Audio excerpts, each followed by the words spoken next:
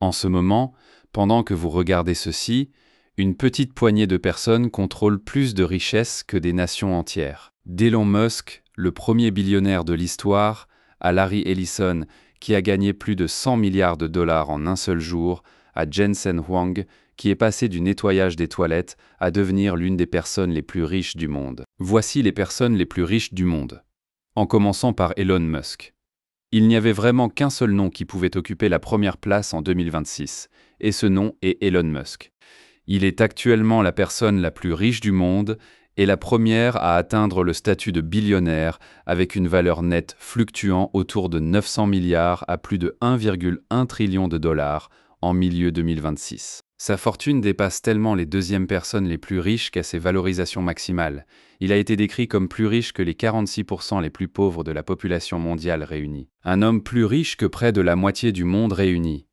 Et le début de son histoire est presque charmamment humble comparé à où il a fini. Musk est né en 1971 à Pretoria, en Afrique du Sud, d'un père ingénieur et d'une mère mannequin et nutritionniste. Il a montré un talent entrepreneurial précoce, en s'enseignant à lui-même la programmation et en vendant un jeu vidéo appelé Blastar à l'âge de 12 ans pour environ 500 $. Il a immigré au Canada à 17 ans, puis a fréquenté l'Université de Pennsylvanie pour obtenir des diplômes en physique et économie, s'inscrivant brièvement à Stanford avant d'abandonner pour poursuivre des entreprises Internet, énergétiques et spatiales. Un enfant vendant un jeu vidéo fait maison pour 500 $ deviendrait un jour worth plus d'1 billion de dollars. Ses premières fortunes provenaient de la bulle Internet précoce. En 1995, il a cofondé Zip2 avec son frère Kimball, et elle a été vendue à Compaq en 1999 pour plus de 300 millions de dollars. Il a ensuite fondé une entreprise de paiement en ligne qui a fusionné dans PayPal. Et lorsque eBay a acquis PayPal en 2002 pour 1,5 milliard de dollars, Musk s'en est allé avec environ 180 à 250 millions de dollars. Ce capital de départ a financé la fondation de SpaceX en 2002 et son implication précoce chez Tesla. Il a pris l'argent d'un succès et l'a misé sur les fusées et les voitures électriques, deux industries que presque tout le monde pensait impossible de gagner. Sa fortune aujourd'hui provient largement de participation au capital, pas de salaire, car il a souvent reçu peu ou pas de compensation. Son plus grand atout de loin est SpaceX, le leader des fusées et des satellites derrière Starlink, qui est devenu public via un IPO massif en juin 2026, le plus grand jamais, levant environ 75 à 86 milliards à une valorisation approchant ou dépassant 2 billions. Musk détient environ 38 à 43% de SpaceX et cet IPO est ce qui l'a propulsé au statut de billionnaire. SpaceX a même absorbé sa société d'IA, Xai, et la plateforme sociale X, anciennement Twitter, qu'il a acquise pour 44 milliards de dollars en 2022. Puis bien sûr, il y a l'entreprise qui l'a rendu célèbre.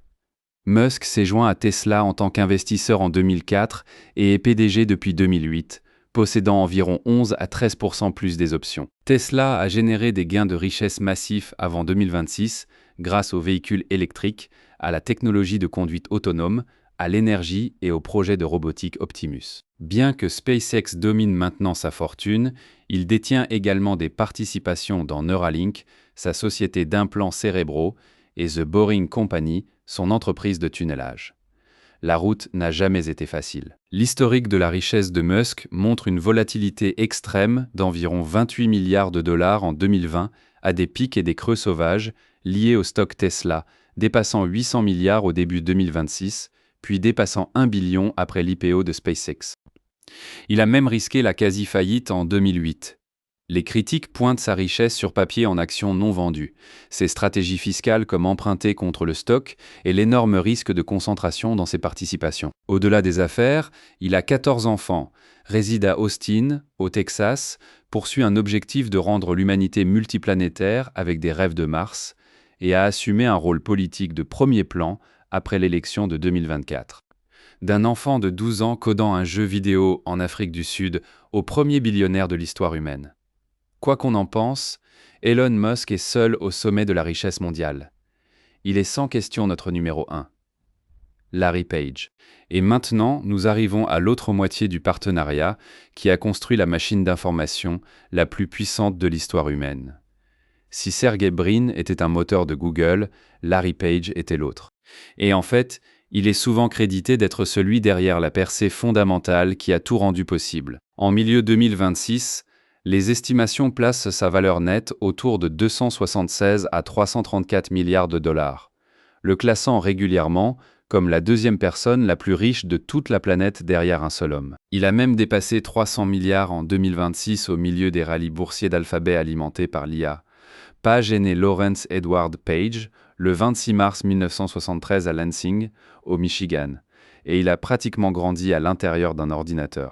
Son père était professeur d'informatique et sa mère enseignait la programmation informatique. Ainsi, la maison familiale était remplie d'ordinateurs, de magazines scientifiques et de technologie. À l'âge de 6 ans, il a reçu un premier ordinateur et l'a rapidement maîtrisé, devenant l'un des premiers enfants de son école à soumettre un devoir traité par ordinateur. Des articles ménagers désassemblés, juste pour comprendre comment il fonctionnait, et a développé une passion profonde pour l'invention. Le garçon était pratiquement conçu pour construire l'avenir. Page a obtenu un diplôme en génie informatique avec distinction de l'Université du Michigan, où il a célèbrement construit une imprimante à jet d'encre entièrement fonctionnelle à partir de briques Lego. Il a ensuite poursuivi un doctorat en informatique à Stanford, c'est là qu'il a rencontré Sergey Brin. Leur projet Backrub analysait la structure des liens du web comme un graphe géant, ce qui a conduit directement à l'algorithme PageRank, détaillé dans leur article influent. Ils ont construit les premières versions dans leur chambre de dortoir en utilisant des pièces de rechange pour les serveurs. Le génie de PageRank était étonnamment simple, classer les pages non seulement par leur contenu, mais par le nombre d'autres pages qui les lient. Cela a tout changé. En 1998, Page et Brin ont incorporé Google, nommé d'après le Google pour symboliser de vastes quantités de données, aidé par un chèque initial de 100 000 $ d'Andy Bechtolsheim. Ils ont commencé dans un garage de Menlo Park avec la mission d'organiser les informations du monde et de les rendre universellement accessibles et utiles. Page a été PDG de 1998 à 2001 et à nouveau de 2011 à 2015, et Google a été introduit en bourse en 2004, créant une richesse massive. Sa vision a toujours dépassé la recherche. En 2015, Google s'est restructuré sous Alphabet avec Page comme PDG, jusqu'à ce qu'il se retire des rôles exécutifs en décembre 2019. Il reste membre du conseil d'administration et actionnaire de contrôle, avec environ 6% de propriété. Sous son leadership, Google s'est étendu à Android, YouTube, Gmail, les services cloud et des projets ambitieux de moonshot comme les véhicules autonomes et les sciences de la vie. Et Alphabet a signalé un chiffre d'affaires d'environ 42 milliards de dollars en 2025. Porté par les annonces de recherche, l'IA et la croissance du cloud. Malgré sa richesse colossale, Page est célèbrement privé et reclus. Il est marié à Lucinda Southworth, une chercheuse ayant une formation en informatique biomédicale depuis 2007, et ils ont 2 enfants. Il maintient un profil public très discret et ses intérêts incluent l'énergie propre avec sa propre maison utilisant des piles à combustible et l'énergie géothermique. Il a également investi personnellement dans des idées futuristes comme les voitures volantes par le biais de ventures telles que Kitty Hawk, et il a possédé des actifs comme des îles privées. Pour un homme d'une valeur nette de plus de 300 milliards de dollars, il est remarquablement difficile à repérer en public. Une partie de ce silence est également liée à la santé. Page a souffert de paralysie des cordes vocales liée à une condition thyroïdienne qui affecte sa voix et explique en partie pourquoi il parle rarement lors d'événements publics. Il a choisi de laisser son travail parler à la place. Et le travail est partout. Dans la barre de recherche que vous utilisez, le téléphone dans votre poche exécutant Android, les vidéos que vous regardez sur YouTube et l'email dans votre boîte de réception. Ces dons, tout comme l'homme lui-même, ont tendance à rester hors des projecteurs. Par le biais de la fondation Carl Victor Page Memorial, nommée d'après son père, lui et sa femme ont donné des centaines de millions à des causes, notamment plus de 15 millions de dollars pour le secours contre Ebola, ainsi que des efforts pour le climat, la santé, l'éducation et la lutte contre la pauvreté, bien que la plupart circulent par le biais de fonds de conseil aux donateurs qui gardent les détails privés. Il est également connu pour soutenir les idées transhumanistes et les efforts à long terme pour sauvegarder l'avenir de l'humanité. L'inventeur tranquille qui a autrefois construit une imprimante à partir de briques Lego et qui a ensuite construit le moteur de recherche du monde est maintenant le 2e homme le plus riche vivant. Sergey Brin, notre prochain milliardaire, et la moitié d'un partenariat qui a fondamentalement changé la façon dont chacun d'entre nous trouve des informations. Si vous avez déjà recherché quelque chose en ligne, vous avez utilisé l'invention que cet homme a aidé à créer. Sergey Brin est le cofondateur de Google et sa richesse est presque au-delà de la compréhension. Il se classe régulièrement parmi les 3 à 5 premiers sur les listes des milliardaires en 2026. Avec une valeur nette estimée entre 250 et 285 milliards de dollars fluctuant avec le stock Alphabet, sa richesse provient principalement de sa participation dans Alphabet, la société mère de Google, où lui et le cofondateur Larry Page conservent un contrôle important par le biais d'actions supervotantes, malgré une propriété économique combinée d'environ 6%. L'histoire de Brin est un conte d'immigrants classique, montrant la brillance surpassant les difficultés. Il est né le 21 août 1973 à Moscou en Union soviétique de parents russes, juifs, son père mathématicien et sa mère chercheuse à la NASA. La famille a fait face à l'antisémitisme, ce qui a motivé leur immigration en 1979, quand Sergey n'avait que 6 ans. S'installant aux États-Unis avec l'aide de la Hebrew Immigrant Aid Society. Il a obtenu un diplôme en informatique et mathématiques avec distinction de l'Université du Maryland. Puis a poursuivi ses études supérieures à Stanford avec une prestigieuse bourse de la National Science Foundation. Et c'est à Stanford que l'éclair a frappé. Brin a rencontré Larry Page et leur collaboration sur la recherche web a conduit à un projet appelé Backrub qui a évolué en Google, un jeu de mots sur le mot Google. Ils ont incorporé Google en 1998 dans le garage de Suzanne Wojcicki, motivés par la mission de rendre utile. L'innovation clé était l'algorithme PageRank qui classait les pages web en fonction de l'importance de leurs liens. Google s'est introduite en bourse en 2004 et en 2015, elle s'est restructurée sous la nouvelle société mère Alphabet. L'ampleur de ce qu'ils ont construit est difficile à exprimer en mots. Alphabet, par le biais de Google, domine la recherche, YouTube, Android et Gmail. Avec un chiffre d'affaires 2025 d'environ 42 milliards de dollars, Brin possède des parts substantielles de supervote de classe B et classe C d'environ 6% au total, mais avec un contrôle de vote puissant. Au début de 2026, sa fortune a été considérablement augmentée par les progrès de l'IA et il s'est régulièrement classé jusqu'à la 3e place au monde, alors que la capitalisation boursière d'Alphabet dépassait 4 billions de dollars, surpassant même Jeff Bezos et Larry Ellison par moment. Bien qu'il se soit retiré de ses rôles quotidiens en 2019, il a en réalité repris un travail pratique en IA chez Google ces dernières années. Mais Brin est bien plus qu'un simple milliardaire des moteurs de recherche. Il a investi dans le tourisme spatial, les dirigeables par LTA Research et la recherche psychédélique, et il possède des actifs incluant un super yacht et des jets privés. Il aime même les sports extrêmes et Burning Man. Et en 2026, il a été nommé au conseil consultatif du président pour la science et la technologie. Il mène une vie véritablement aventureuse pour quelqu'un portant autant de responsabilités, et sa philanthropie porte une motivation profondément personnelle. Brin a donné des milliards, particulièrement à la recherche sur la maladie de Parkinson, motivé par le diagnostic de sa propre mère avec cette maladie, avec plus d'1 à 2 milliards de dollars donnés à cette cause seule. C'est ce qui se passe quand un homme aux ressources quasi illimitées décide de les diriger vers ce qui a blessé sa propre famille. Ses allocations ont augmenté en flèche avec environ 700 millions de dollars en subventions en 2024 et 1,1 milliard en 2025, se concentrant sur les conditions du système nerveux central comme Parkinson, l'Alzheimer et l'autisme, ainsi que le climat, la recherche scientifique et les causes juives. Et ces dons de durée de vie dépassent maintenant 5 milliards de dollars. Ces dons ont augmenté si dramatiquement qu'ils rivalisent maintenant avec certaines des plus grandes fondations d'héritage du pays. Sur le plan personnel, il a été marié à Anne Wojcicki et plus tard à Nicole Shanahan et a des enfants des 2 mariages. Bien qu'élevé juif, il n'est pas religieusement observant, et il a parlé ouvertement de sujets que d'autres pourraient garder privés. Sa vie est une curiosité sans repos, du web search à l'espace aux frontières de la médecine. D'un enfant réfugié de 6 ans fuyant l'antisémitisme en Union soviétique à l'une des 3 personnes les plus riches de la Terre, le parcours de Sergey Brin est un témoignage étonnant du génie des immigrants, du brillant technique brut et de la puissance transformatrice du monde, d'une seule grande idée, construite dans un garage emprunté. Jeff Bezos.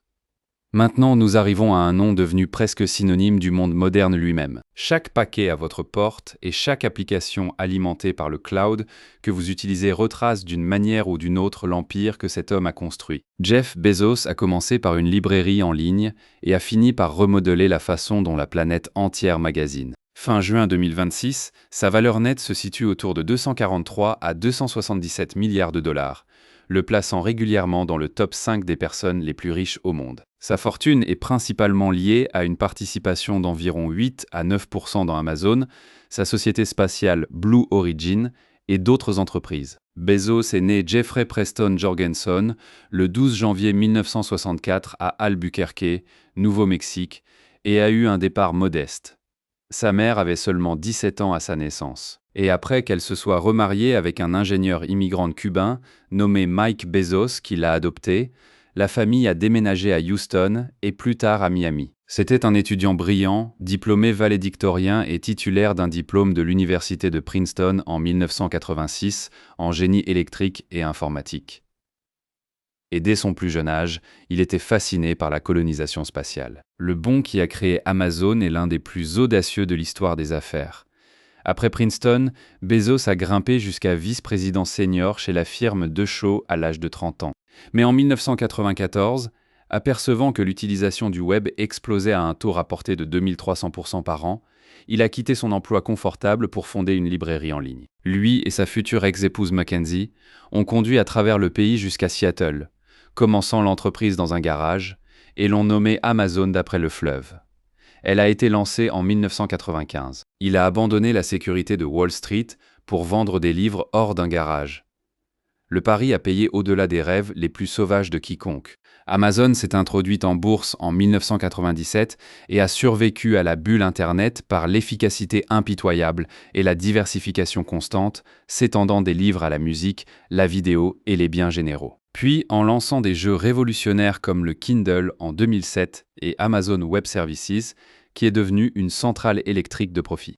Bezos a prêché la pensée à long terme et l'obsession impitoyable du client, et il s'est retiré de son poste de PDG en 2021 pour devenir président exécutif, cédant les rênes à Andy Jassy. La librairie de garage était devenue un empire d'1 trillion de dollars. Mais Bezos n'a jamais été satisfait d'une simple vente au détail. En l'an 2000, il a fondé la société aérospatiale Blue Origin avec l'objectif de rendre l'espace accessible et éventuellement éloignant progressivement les industries lourdes de la planète pour préserver la Terre. Il a investi des milliards de ses propres deniers en vendant des actions Amazon pour le financer et a même participé à un vol rudimentaire lui-même en 2021.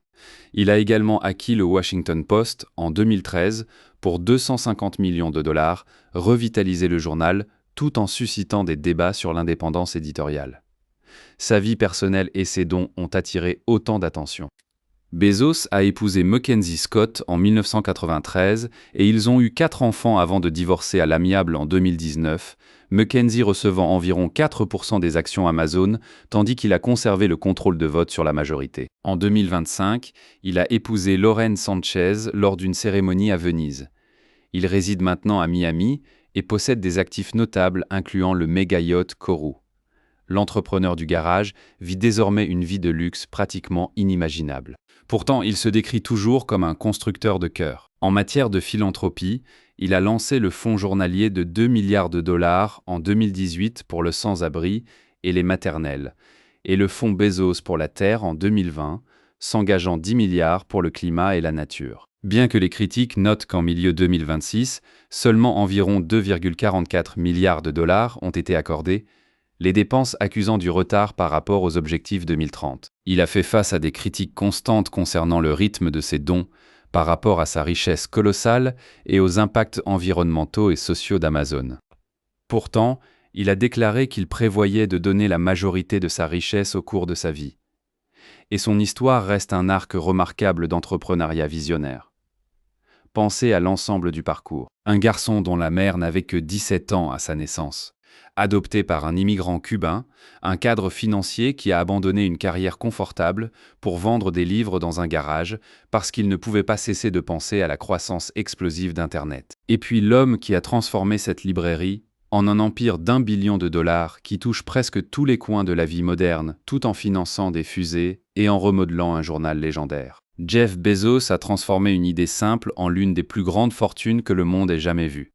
Michael Dell, notre prochain milliardaire, a construit son empire dans une chambre de dortoir universitaire avec 1 000 dollars et une seule idée révolutionnaire simple. Michael Dell a découvert comment vendre des ordinateurs d'une manière plus intelligente que quiconque d'autre. Il est le fondateur, président et PDG de Dell Technologies. Et fin juin 2026, sa valeur nette est estimée à environ 212 à 223 milliards de dollars, le plaçant aussi haut que la 5e place sur les listes en temps réel. Dell est né le 23 février 1965 à Houston, au Texas, dans une famille juive. Son père est orthodontiste et sa mère est courtier en bourse. Il a montré un flair entrepreneurial précoce, gagnant de l'argent grâce à une collection de timbres à 12 ans et vendant de manière rentable des abonnements aux journaux au lycée en ciblant intelligemment les jeunes mariés et les personnes qui venaient de déménager en utilisant des registres publics. Ses parents espéraient qu'il deviendrait médecin. Alors, il s'est inscrit en tant qu'étudiant pré-med à l'Université du Texas à Austin en 1983. Mais Michael Dell avait d'autres plans. L'histoire d'origine est du matériau légendaire des startups. Vivant dans son dortoir de première année, il a commencé à améliorer et vendre des ordinateurs personnels, reconnaissant les inefficacités des marges de détail. À la fin de sa première année, il avait réalisé environ 80 000 dollars et il a abandonné ses études à 19 ans avec seulement 1 000 dollars de capital de démarrage pour se concentrer sur l'entreprise à temps plein. Un adolescent réalisant 80 000 dollars depuis sa chambre de dortoir, puis risquant tout sur lui-même. En janvier 1984, il a fondé PCs Limited, renommé plus tard Dell Computer Corporation, construite autour d'un modèle direct au consommateur configurable sur commande. Cela a éliminé les intermédiaires, permis la personnalisation, réduit considérablement les stocks et transmis les économies directement aux clients, perturbant fondamentalement l'ensemble de l'industrie des ordinateurs personnels. La croissance a été météorique.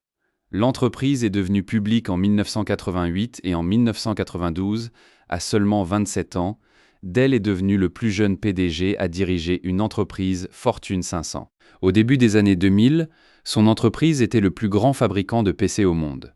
Mais le vrai génie de Dell s'est manifesté dans sa capacité à réinventer l'entreprise encore et encore. En 2013, lui et Silver Lake Partners ont rendu l'entreprise privée lors d'un achat par effet de levier révolutionnaire d'environ 25 milliards de dollars, le plus grand rachat par la direction depuis la Grande Récession, la libérant des pressions du marché public pour se transformer. Puis, en 2016, il a acquis EMC, incluant VMware, pour environ 67 milliards de dollars, le plus grand accord technologique de l'époque, pivotant des ordinateurs personnels vers le stockage d'entreprise, les serveurs et les logiciels, et créant Dell Technologies. La scission de VMware en 2021, qui a ensuite été acquise par Broadcom en 2023 pour 69 milliards de dollars, a généré une valeur significative pour Dell lui-même. Et puis le boom de l'IA est arrivé pour tout surcharger. La demande récente d'IA, incluant les partenariats avec Nvidia, a entraîné des augmentations massives des actions avec un jour remarquable en 2026, ajoutant des dizaines de milliards à sa richesse. Soudainement, l'entreprise construite sur la vente de ordinateurs personnels s'est trouvée au centre même du changement technologique le plus important d'une génération, fournissant les serveurs et l'infrastructure sur lesquels fonctionnent les intelligences artificielles. Dell a écrit 2 livres, Direct from Dell et Play Nice But Win, et est connu pour un style pragmatique obsédé par le client, conseillant fameusement aux gens de ne jamais essayer d'être la personne la plus intelligente dans la pièce et d'inviter plutôt des personnes plus intelligentes. Toute sa carrière a été une longue démonstration de réinvention. Il a rendu l'entreprise privée quand le marché public doutait de lui, l'a reconstruite en tant que géant des entreprises, puis a surfé sur la vague de l'IA jusqu'au sommet. Sa vie personnelle a été remarquablement stable pour quelqu'un à cette altitude. Il est marié à Suzanne Lieberman depuis 1989. Ils ont 4 enfants et la famille réside à Austin, au Texas. Avec son family office investissant diversement dans les hôtels et d'autres entreprises par le biais de la fondation Michael et Suzanne Dell, fondée en 1999, le couple s'est engagé à consacrer des milliards à l'éducation, la santé et les opportunités économiques. en particulier pour les enfants vivant dans la pauvreté.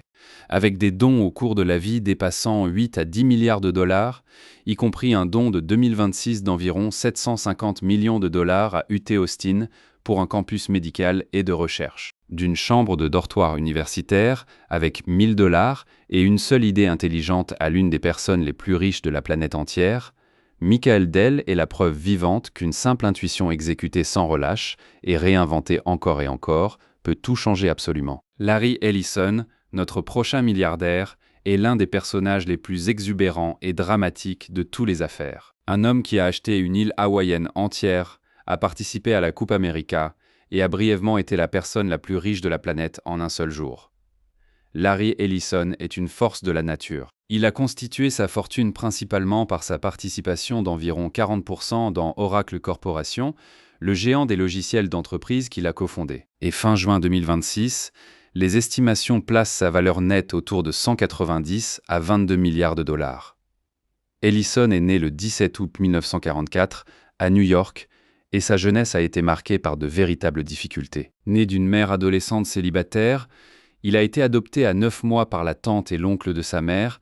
Après avoir contracté une pneumonie et élevé dans le South Shore de Chicago, il a fréquenté l'université de l'Illinois, mais a abandonné après sa deuxième année suivant la mort de sa mère adoptive. Il a brièvement étudié à l'université de Chicago, puis s'est installé en Californie pour travailler comme programmeur informatique. De manière cruciale, il a travaillé sur un projet de base de données de la CIA qui portait le code Oracle, ce qui inspirerait plus tard le nom de toute son entreprise.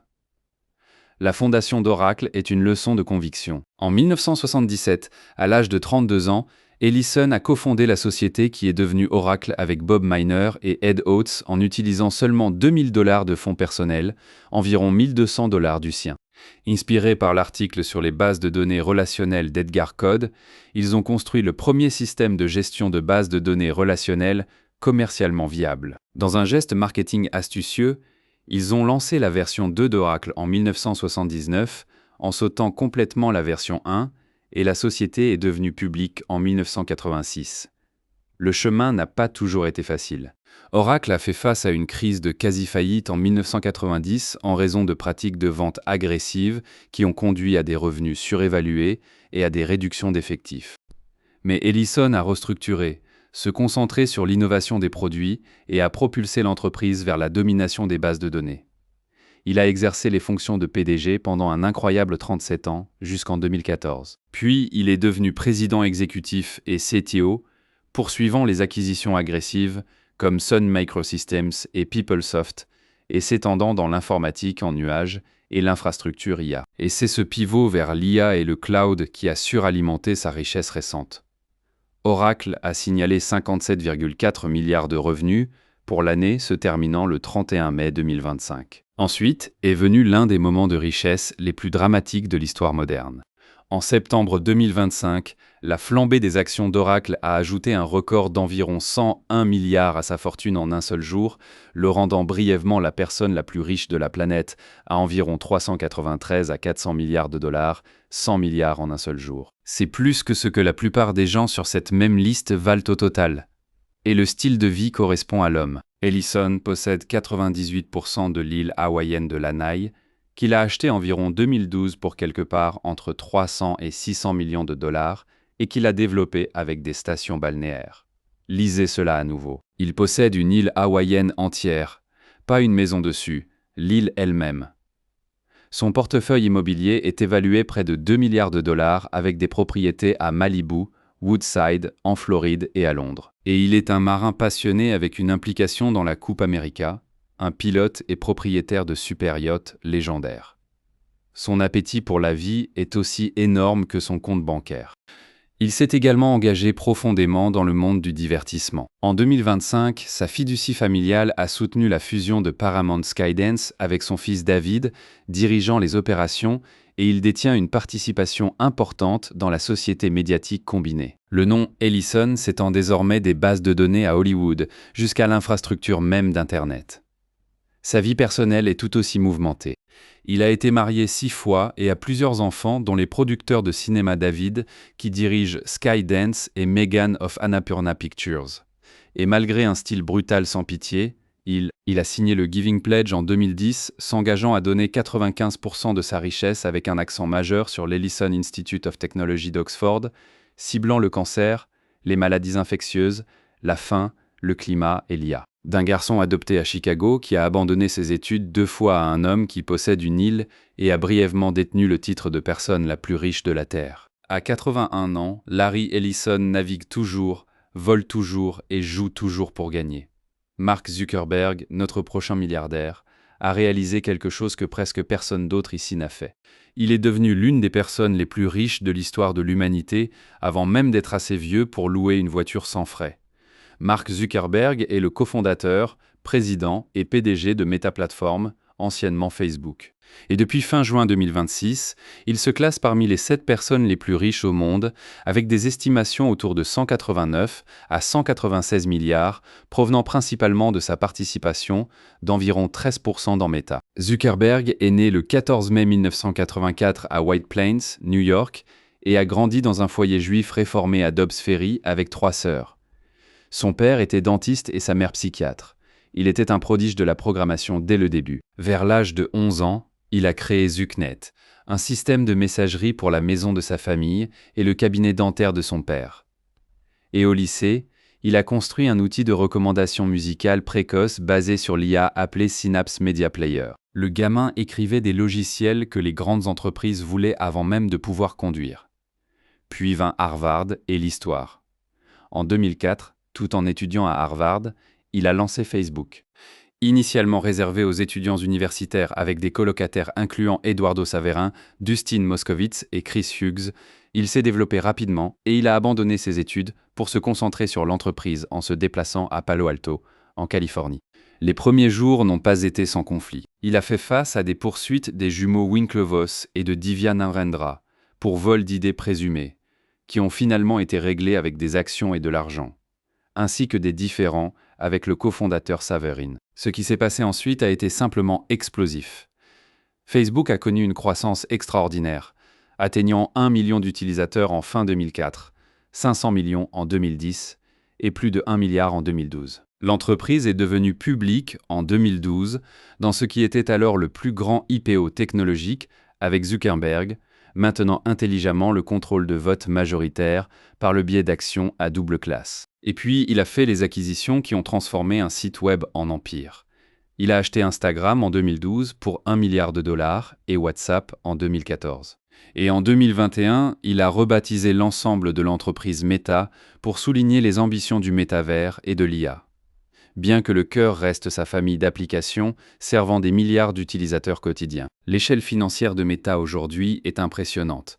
En 2025, les revenus ont atteint environ 21 milliards de dollars, en hausse de 22% d'une année sur l'autre, portés par la publicité, les investissements en IA et l'efficacité. Zuckerberg possède environ 13% de Meta, lui donnant environ 58% du pouvoir de vote par le biais d'actions de classe B, et il est devenu le plus jeune milliardaire autodidacte au monde à seulement 23 ans. Presque toute sa richesse est verrouillée dans cette participation de Meta, détenue par des fiducies, et son ampleur est difficile à exagérer. La famille d'applications de Meta sert maintenant plus de 3,5 milliards d'utilisateurs quotidiens, un public si vaste qu'il touche environ la moitié de la planète connectée chaque jour. Sa rémunération personnelle est célèbrement presque rien en salaire de base, environ 1 dollar, car l'action et tout réside. Mais son parcours a été loin d'être facile. Zuckerberg et Meta ont fait face à un examen minutieux intense. Plus particulièrement, le scandale de Cambridge Analytica en 2018, qui impliquait un accès inapproprié aux données d'environ 87 millions d'utilisateurs à des fins politiques, menant à des excuses, des auditions au Congrès et des règlements de la FTC. Il a également affronté des batailles réglementaires sur l'antitrust, la modération de contenu, l'ingérence électorale et la sécurité des enfants, témoignant devant le Congrès plusieurs fois, tout en promouvant sa vision de construire de manière responsable et de développer l'IA ouverte. Du côté du don, l'échelle correspond à la richesse. En 2015, coïncidant avec la naissance de leur premier enfant, Zuckerberg et sa femme Priscilla Chan ont promis 99% de leurs actions Meta au cours de leur vie à la Chan Zuckerberg Initiative, axée sur la guérison de toutes les maladies, l'éducation et la science, avec des milliards déjà engagés en subventions. En dehors du travail, il a épousé Shan, une pédiatre, en 2012. Ils ont 3 filles et il a adopté l'entraînement aux arts martiaux mixtes et au jiu-jitsu tout en maintenant un style de vie relativement discret, bien que fortement sécurisé. Célébré par certains comme un visionnaire qui a connecté le monde et critiqué par d'autres comme étant bien trop puissant, Mark Zuckerberg reste l'une des personnes les plus conséquentes sur Terre. Et la partie vraiment remarquable est qu'il a seulement un peu plus de 40 ans avec des décennies d'influence encore devant lui. Jensen Huang. Nous arrivons maintenant à un homme dont l'entreprise alimente littéralement la révolution de l'intelligence artificielle qui remodèle notre monde entier. Si vous avez entendu parler du boom de l'IA, vous avez entendu parler des puces qui le sous-tendent et l'homme qui a construit cet empire est Jensen Huang. Mais pour vraiment apprécier Jensen Huang, il faut entendre d'où il a commencé, car peu d'histoires d'origine sur cette liste sont aussi brutales. Il est le cofondateur et PDG de Nvidia, dont la capitalisation boursière a dépassé 5 billions de dollars. Et Forbes a évalué sa fortune personnelle à environ 169 milliards de dollars en fin juin 2026. Il est né le 17 février 1963 à Taipei, Taïwan. Le plus jeune de 2 fils dans une famille de classe moyenne. Quand il n'avait que 9 ans, lui et son frère ont été envoyés aux États-Unis pour vivre avec des parents, et sa tante et son oncle les ont malencontreusement inscrits à l'Institut Baptiste Oneida au Kentucky, une école de redressement pour jeunes en difficulté, croyant que c'était une prestigieuse école privée. Imaginez ça, un petit garçon ne parlant pas l'anglais jeté accidentellement dans une école de redressement. Là, le petit Hang a fait face à du harcèlement, a nettoyé les toilettes chaque jour, a appris le tennis de table assez bien pour être classé au niveau national, et a même appris à son colocataire à lire en échange de leçons de musculation. Il s'est hissé vers le haut par pur effort. Il a obtenu son diplôme d'études secondaires en Oregon à 16 ans, a travaillé les quarts de nuit chez Denny's comme plongeur et serveur, et a obtenu un diplôme en génie électrique de l'Oregon State University, où il a rencontré sa future femme, Lori Mills, sa partenaire de laboratoire. Le plongeur était en route pour devenir un titan de la technologie, et l'histoire de la fondation correspond parfaitement à la légende. En 1993, à l'âge de 30 ans, Hang a cofondé Nvidia, avec Chris Malikowski et Curtis Preamp dans un box de Denny's à San José, la même chaîne de restaurants où il avait autrefois servi les tables. Le nom dérive de Nvidia, le mot latin pour envie, dans le but de rendre les concurrents verts de jalousie. L'entreprise s'est concentrée sur les graphiques 3D pour PC, mais a failli faire faillite plusieurs fois dans les années 1990, survivant grâce à un investissement de Sega et à une puce cruciale appelée Riva 128, avant d'entrer en bourse en 1999. Pendant des années, Nvidia était connu principalement comme fabricant de cartes graphiques pour jeux vidéo. Mais est venu le tournant qui a changé l'histoire. La plateforme CUDA de l'entreprise s'est avérée cruciale pour l'apprentissage profond entre 2014 et 2016, quand un ingénieur junior a présenté le potentiel de l'IA, ce qui a poussé Hong à rediriger dramatiquement l'ensemble de la feuille de route de l'entreprise. Les GPU de Nvidia sont devenus absolument essentiels pour l'entraînement et l'inférence de l'IA, alimentant une croissance explosive avec des revenus atteignant environ 216 milliards de dollars pour l'année, se terminant en janvier 2025. Et l'entreprise est devenue la première à dépasser jamais une capitalisation boursière de 5 billions de dollars. Hang possède environ 3 à 3,6% des actions de Nvidia, ce qui est la principale source de sa fortune immense. Son style de leadership est légendaire aussi. Hang prêche depuis longtemps une mentalité de 30 jours avant de faire faillite, travaille 7 jours par semaine et maintient une structure fameusely plate avec environ 60 rapports directs et pas de réunions individuelles traditionnelles, privilégiant la résolution de problèmes en groupe pour que toute l'équipe apprenne ensemble. Son approche a été décrite comme du tough love et exigeante, mais profondément autonomisante, et elle lui a valu une loyauté féroce de son équipe. La reconnaissance s'est versée pour correspondre aux résultats. Il a reçu la médaille d'honneur de Lee Treby, est largement considéré comme l'une des figures clés conduisant toute la révolution de l'IA, et a même déclaré qu'il a créé plus de milliardaires parmi sa propre équipe que n'importe quel autre PDG. Grâce à la compensation en actions qui a explosé aux côtés de la montée de Nvidia, son succès est devenu leur succès.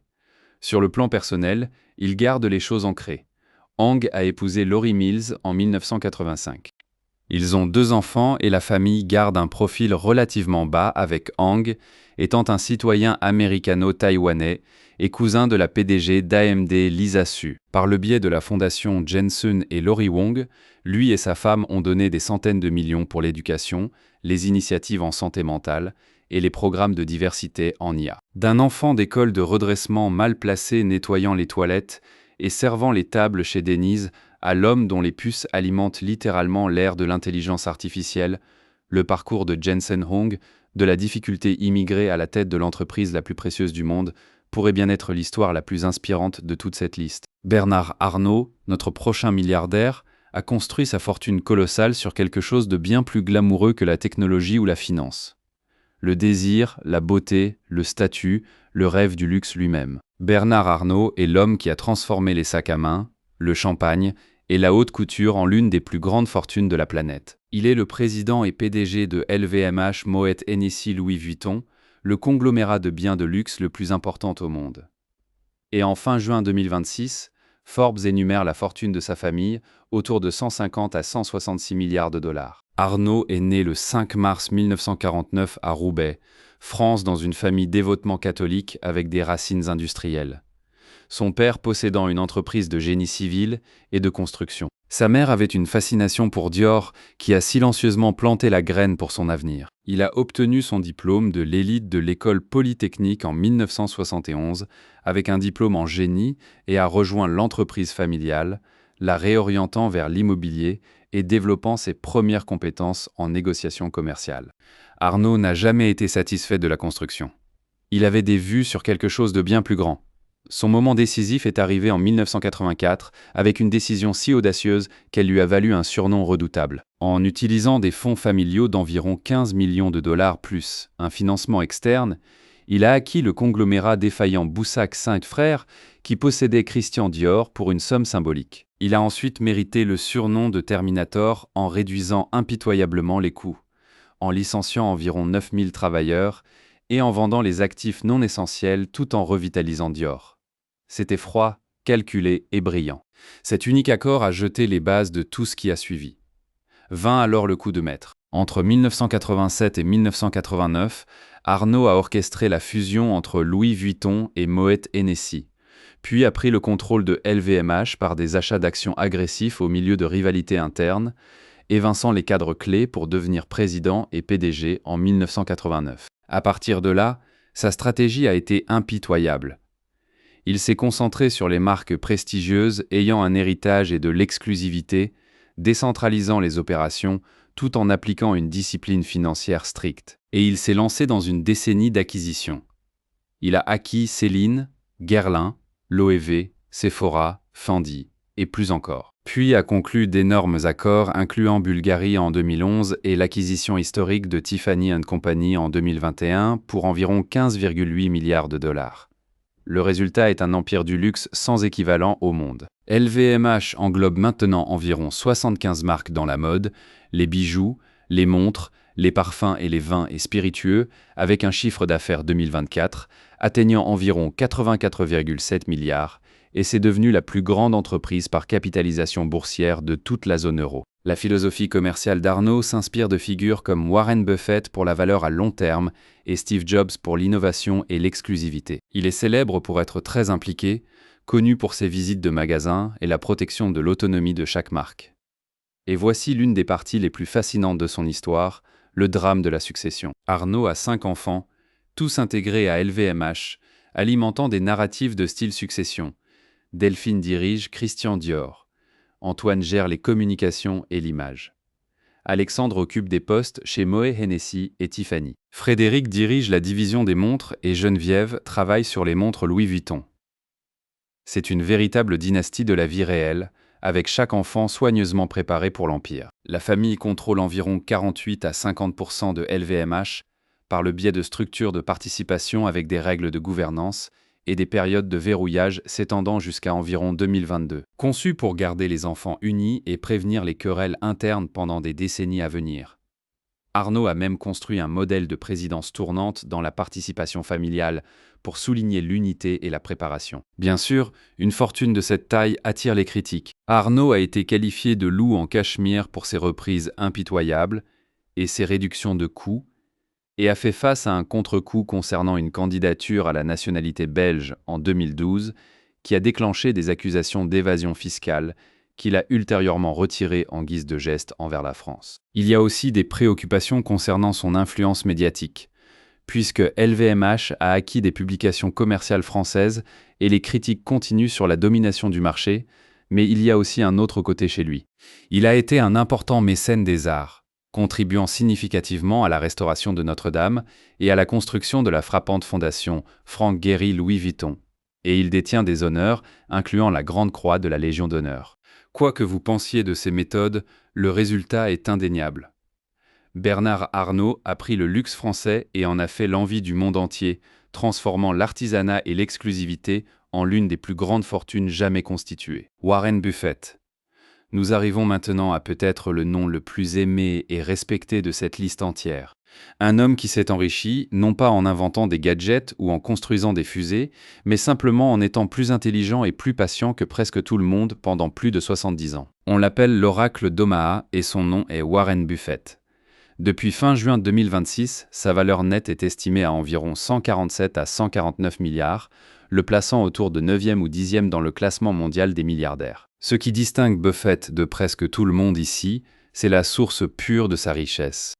Sa fortune provient à environ 99 à 100% de sa participation dans Berkshire Hathaway, le conglomérat qu'il dirige depuis des décennies, qui a livré des rendements annuels composés d'environ 19,9% depuis 1965, surpassant largement le marché plus large. Ce chiffre est presque impossible à comprendre. Décennie après décennie de rendements de près de 20%, se composant d'eux-mêmes, comme une boule de neige roulant sur une pente sans fin. Et comme tant d'autres sur cette liste, les graines ont été plantées dans l'enfance.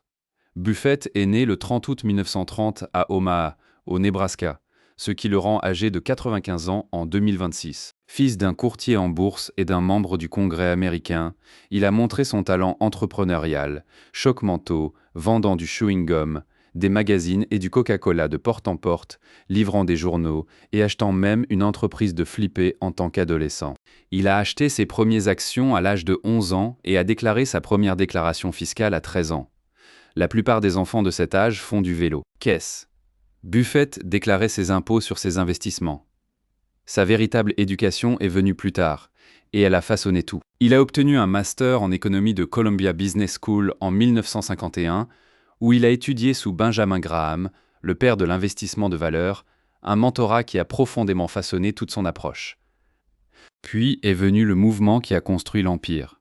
Il a lancé Buffett Partnership Limited en 1956. Et entre 1962 et 1965, il a pris le contrôle de Berkshire Hathaway, une filature textile en difficulté, l'utilisant comme véhicule d'investissement au lieu de continuer dans les textiles, une décision qu'il a plus tard appelée l'une de ses pires. De cette humble filature textile, Buffett, aux côtés de son partenaire de longue date Charlie Munger, décédé en 2023, a transformé Berkshire en une société de portefeuille diversifiée possédant des filiales comme Geico, Duracell, Dairy Queen et BNSF Railway, plus des participations importantes dans des géants comme Apple, Coca-Cola et Bank of America. Ces principes sont devenus l'évangile pour les investisseurs partout. Il prêchait l'investissement de valeur, l'achat d'entreprises sous-évaluées, avec des avantages économiques durables, et les conserver à long terme avec des mantras célèbres, comme « Soyez craintifs quand les autres sont cupides et cupides quand les autres sont craintifs ». Un autre favori des siens va encore plus loin. Règle numéro 1, ne jamais perdre d'argent. Règle numéro 2, ne jamais oublier la règle numéro 1. Ce qui est rafraîchissant chez Buffett, c'est qu'il n'a jamais prétendu être parfait. Il a ouvertement reconnu ses erreurs au fil des ans, y compris l'achat textile original de Berkshire, le surpaiement pour Dexter Shoe avec des actions et des faux pas avec IBM et certaines compagnies aériennes. Des leçons qui n'ont fait que renforcer sa concentration sur les avantages durables et ne jamais surpayer. Cette honnêteté est en partie la raison pour laquelle les investisseurs lui font confiance si complètement. Il parle de ses pertes aussi ouvertement que de ses victoires. Mais ce qui rend vraiment Buffett spécial, ce n'est pas seulement l'argent. C'est la façon dont il vit. Il maintient un style de vie fameux frugal, vivant toujours dans la modeste maison d'Omaha qu'il a achetée en 1958 pour seulement 31 500 $. Un homme d'une valeur nette de près de 150 milliards de dollars, vivant dans la même maison qu'il a achetée pour le prix d'une voiture. Il a pris sa retraite en tant que PDG à la fin de 2025, remplacé par Greg Abel, mais il reste président et ses lettres annuelles aux actionnaires sont toujours traitées comme une lecture obligatoire par les investisseurs du monde entier. Et sa générosité égale sa légende. En 2006, il s'est engagé à donner plus de 99% de sa fortune, principalement à la fondation Bill et Melinda Gates, et il a cofondé le Giving Pledge en 2010, encourageant d'autres milliardaires à donner au moins la moitié de leur richesse. Son histoire prouve que vous n'avez pas besoin d'éclat ou de battage médiatique pour être l'une des personnes les plus riches de la planète. Vous avez juste besoin de discipline, de patience et de la volonté d'attendre calmement, tandis que tous les autres se précipitent dans la panique. C'est Warren Buffett, la famille Walton. Jusqu'à présent, chaque personne sur cette liste a construit sa fortune elle-même. Maintenant, nous arrivons à un type de richesse entièrement différent, celui qui se transmet et se multiplie tranquillement à travers les générations. La famille Walton, héritière du fondateur de Walmart Sam Walton, est classée comme la famille la plus riche du monde avec une valeur nette collective estimée entre 400 et 450 milliards ces dernières années. En tant que famille, ils sont plus riches que l'individu le plus riche de la planète. Cet argent provient de la possession d'environ 45 à 50% des actions de Walmart par le biais d'entités de portefeuille familiales comme Walton Enterprises. Et Walmart n'est pas une entreprise ordinaire. Fondé en 1962, c'est le plus grand détaillant du monde par chiffre d'affaires, opérant plus de 10 000 magasins à l'échelle mondiale et employant environ 2,2 millions de personnes. Les 3 enfants vivants de Sam et Ellen Walton, nommés Rob, Jim et Alice. Chacun a une valeur nette bien supérieure à 100 milliards de dollars. 3 frères et sœurs. Chacun d'eux parmi les personnes les plus riches de la planète. Faisons-les connaître.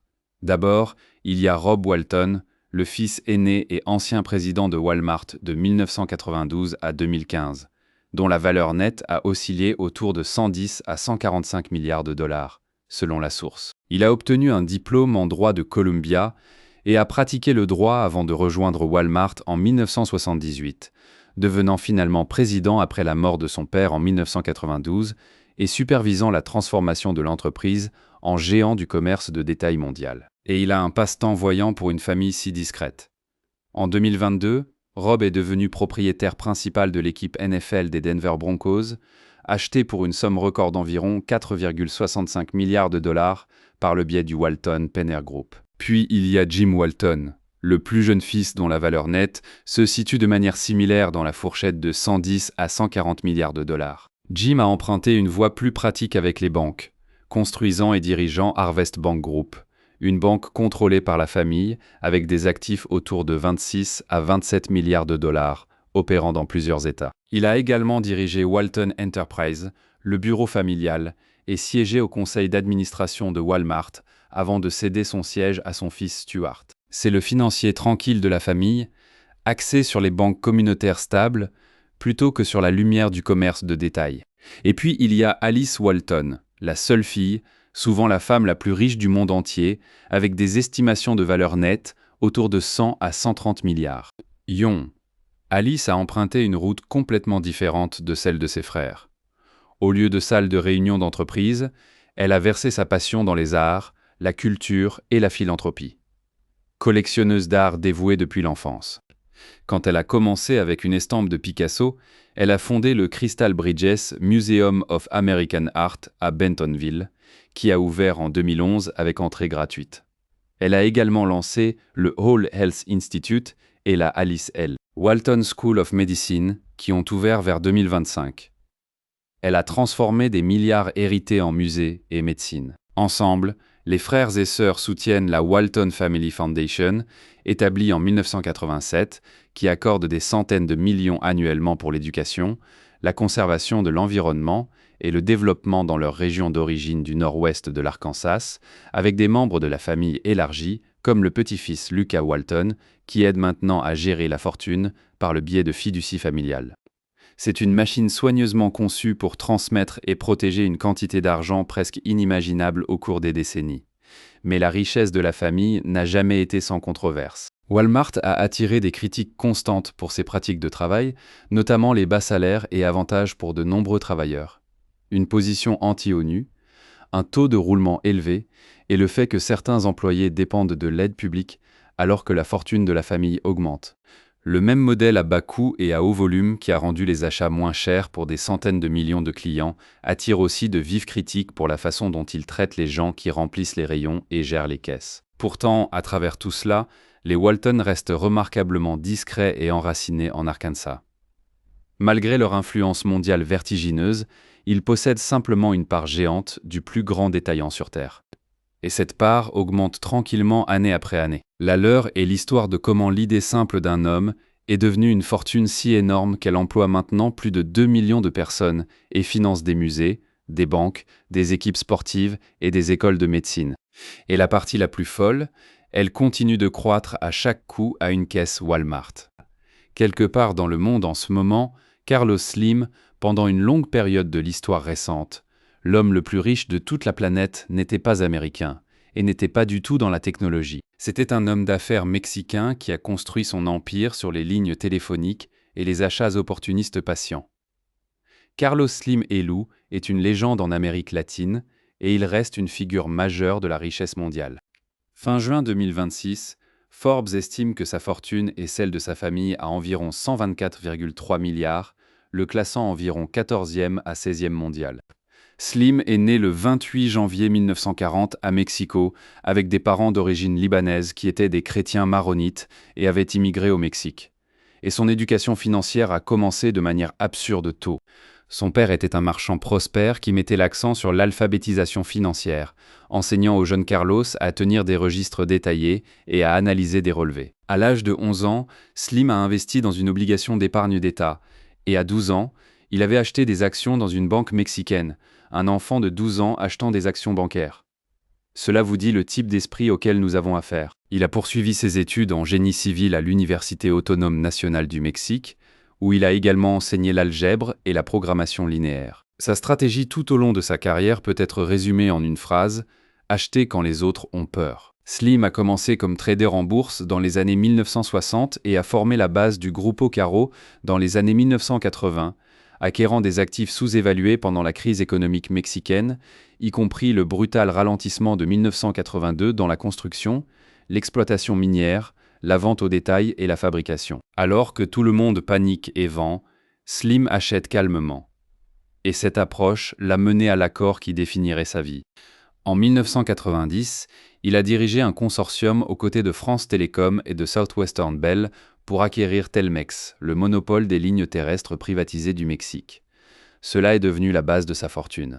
À partir de cette base, il a créé les opérations sans fil en Amérique, mobile, maintenant le plus grand fournisseur de télécom mobile en toute l'Amérique latine, avec des revenus d'environ 49 milliards. À un moment donné, ces entreprises représentaient une si énorme part de la bourse mexicaine que sa fortune était pratiquement liée au battement du cœur de toute l'économie nationale. Son empire plus large, Grupo Caro, qu'il contrôle à environ 76% par le biais de participations familiales, s'étend sur les infrastructures, la construction, l'exploitation minière, l'immobilier et les biens de consommation. Et il détient également d'importantes participations dans le groupe financier d'Ambersa. Maintenant, malgré le contrôle d'une fortune si inimaginable, Slim est célèbre pour vivre d'une manière qui défie le stéréotype du milliardaire. Il a vécu dans la même maison pendant des décennies et est connu pour être relativement frugal, en mettant l'accent sur l'impact plutôt que sur l'héritage ou l'opinion publique. Il y a quelque chose de presque dépassé là-dedans. Pas de flotte de méga-yachts dominant son identité. Juste un homme calme et calculateur qui se trouve posséder un énorme morceau de l'économie d'un pays. Sa vie personnelle porte aussi une vraie tendresse. Slim a épousé Sumaya Duat-Jimei en 1967 et elle est décédée en 1999. Ils avaient 6 enfants et les rôles opérationnels majeurs dans ces entreprises alors que l'empire est progressivement transmis. La façon dont il a géré cette succession en dit long sur sa patience. Il s'est retiré des opérations quotidiennes vers 2003 après une chirurgie cardiaque, confiant les rênes à sa famille tout en restant président honoraire. Ainsi, la transition a été planifiée longtemps à l'avance, plutôt que laissée au hasard. Il a honoré sa défunte épouse en fondant le Museo Sumaya, nommé d'après elle, qui offre une entrée gratuite et abrite plus de 66 000 œuvres d'art mexicains et européens.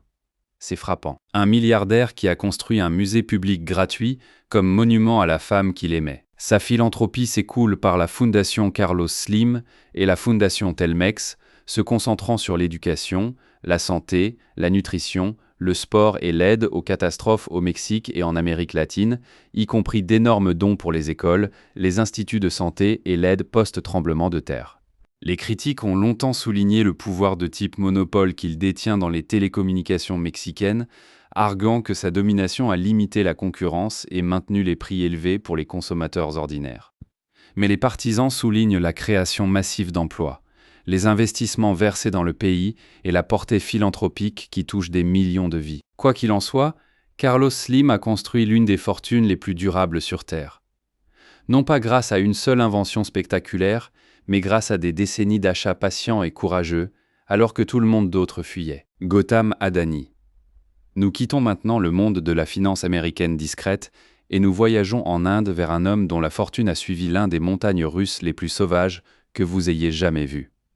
Gautam Adani a atteint les sommets absolus de la richesse mondiale, s'est écrasé spectaculairement, puis a grimpé directement. Il est le fondateur et président du groupe Adani, un conglomérat tentaculaire avec des intérêts dans les ports, l'énergie, les aéroports, l'exploitation minière, la logistique, le ciment, le gaz, la défense et même les centres de données. Au milieu de 2026, les estimations placent sa valeur nette quelque part autour de 89 à 119 milliards, le classant comme la deuxième personne la plus riche de l'Inde après Mukesh Ambani. Ce qui rend Adani si fascinant, c'est qu'il est parti de presque rien. Il est né le 24 juin 1962 à Ahmedabad, dans l'état du Gujarat en Inde, dans une famille gujarati. L'un des 8 enfants d'un petit marchand de textiles. Il montrait peu d'intérêt pour l'école ou l'entreprise de son père et a en fait abandonné ses études à l'âge de 16 ans. En 1978, il s'est installé à Mumbai et a travaillé comme trieur de diamants. Et dès 1982, il avait gagné son premier million de roupies en négociant des diamants. Le garçon qui avait abandonné l'école prouvait déjà qu'il avait du flair pour l'argent. Son véritable empire a commencé en 1988, quand il a fondé Adani Export, maintenant connu sous le nom d'Adani Enterprise, initialement concentré sur les produits agricoles et énergétiques. Puis est venu le moment qui a tout changé. Au milieu des années 1990, il a sécurisé le contrat pour développer le port de Mundra dans le Gujarat, qui allait devenir le plus grand port privé de l'Inde. Ce seul projet a propulsé son groupe hors du trading et profondément dans le monde des infrastructures et des services publics, les fondations d'une nation en croissance. À partir de là, il s'est étendu agressivement à la production d'énergie, aux énergies renouvelables, aux aéroports et au ciment, et les revenus du groupe ont atteint environ 32 milliards de dollars selon les rapports récents. Maintenant, c'est là que les montagnes russes deviennent vraiment intenses.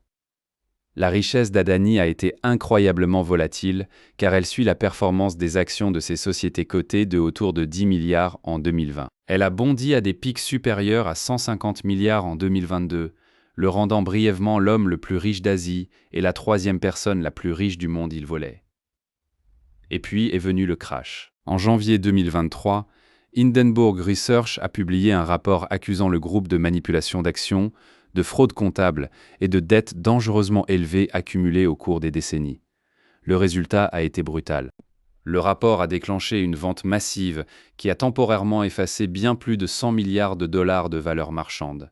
Mais Adani n'a pas plié.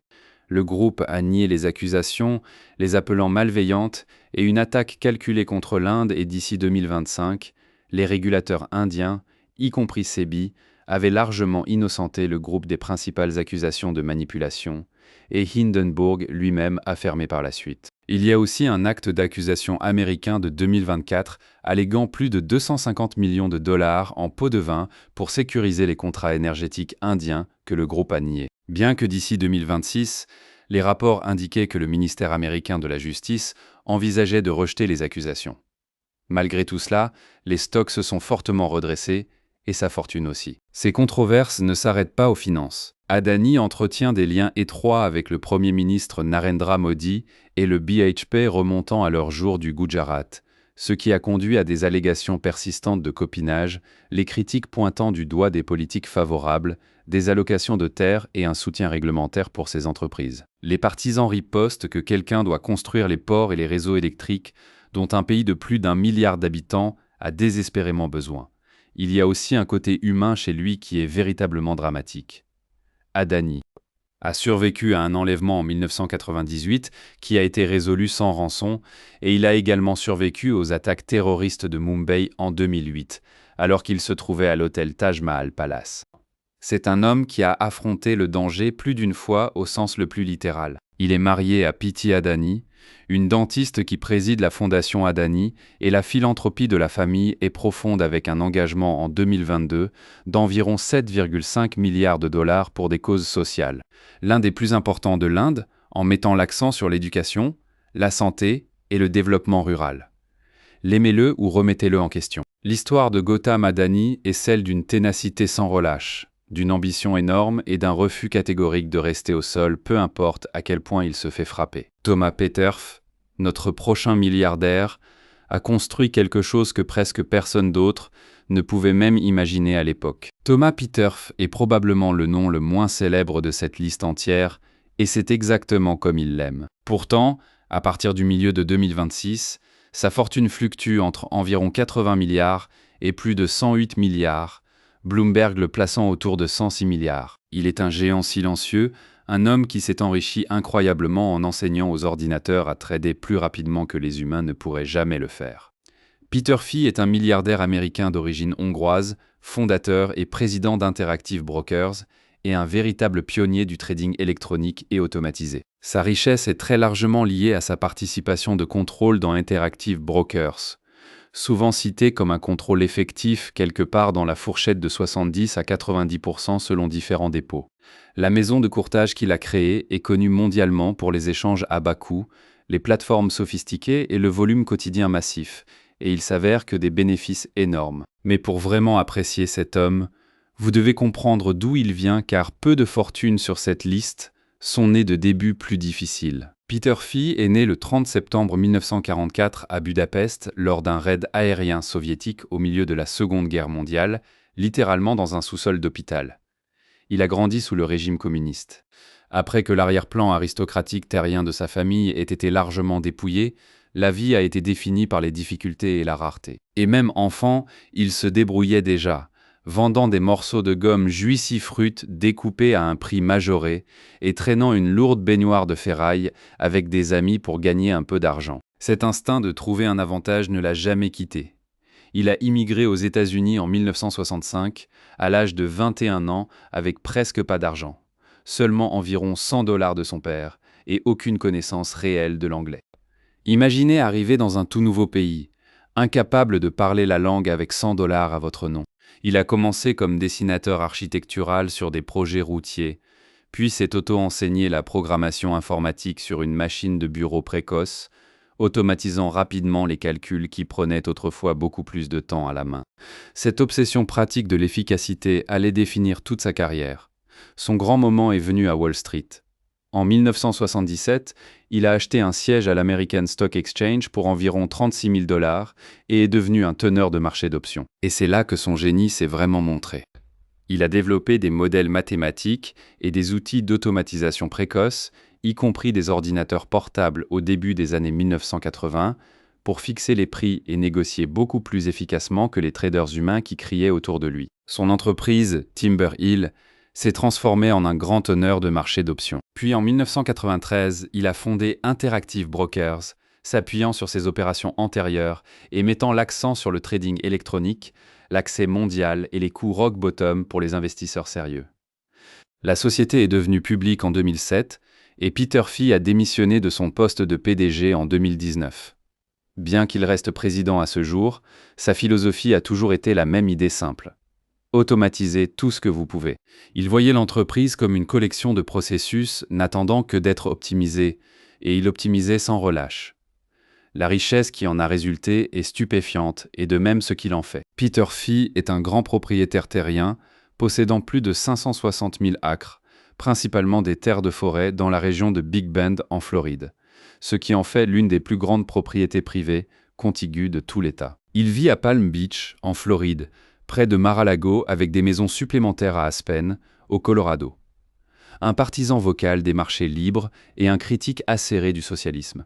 Tirant directement de son enfance hongroise, il a fait des dons importants aux causes et aux candidats républicains, y compris la diffusion de publicités contre le socialisme croissant en 2012. Il a même fait face à un examen minutieux lors de la frénésie GameStop de 2021, quand Interactive Brokers a restreint certains échanges au milieu de la volatilité sauvage. À 81 ans, il reste actif et influent, d'un sous-sol d'hôpital en temps de guerre à Budapest, à plus de 100 milliards. C'est le genre d'histoire qui rend cette liste si inoubliable. Steve Ballmer. Il y a une sorte particulière de richesse qui semble presque accidentelle, et Steve Ballmer en est l'exemple parfait. Voici un homme qui n'a jamais fondé une entreprise et n'a jamais inventé un produit qui a changé le monde. Il s'est simplement présenté à la bonne entreprise au bon moment, est resté loyal et s'est accroché. À partir du milieu de 2026, sa valeur nette se situe quelque part entre environ 122 et 145 milliards, selon la source en laquelle vous faites confiance et la façon dont le marché évolue ce jour-là. Cela le place fermement dans le top 15 des personnes les plus riches vivantes.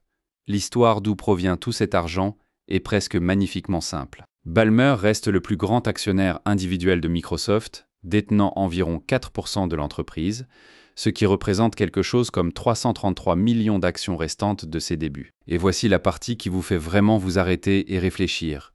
Ces actions lui versent des dividendes rapportés pour générer plus d'1 milliard de dollars par an. Ces derniers temps, il reçoit 1 milliard de dollars annuellement juste pour posséder l'action.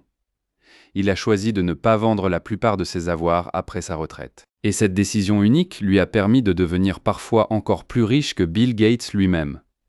Pour comprendre comment il y est arrivé, il faut revenir au début. Ballmer est né le 24 mars 1956 à Détroit, au Michigan, d'un père immigrant suisse qui travaillait comme directeur chez Ford et d'une mère juive.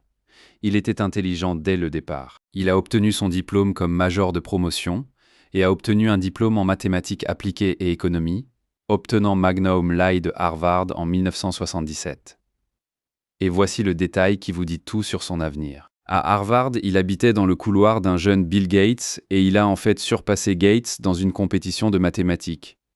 Cette amitié changerait le cours entier de sa vie. Après un passage chez Procter & Gamble en marketing de mélange à gâteaux, Ballmer a brièvement assisté au programme MBA de Stanford, mais il a abandonné en 1980 à l'instigation de Gates pour rejoindre Microsoft en tant que 30e employé et premier directeur commercial.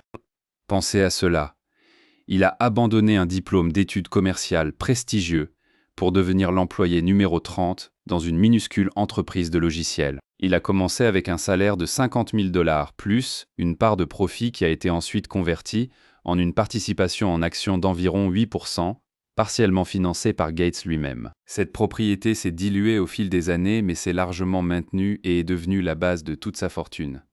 Ballmer est finalement devenu président en 1998, puis a succédé à Gates en tant que PDG en l'an 2000.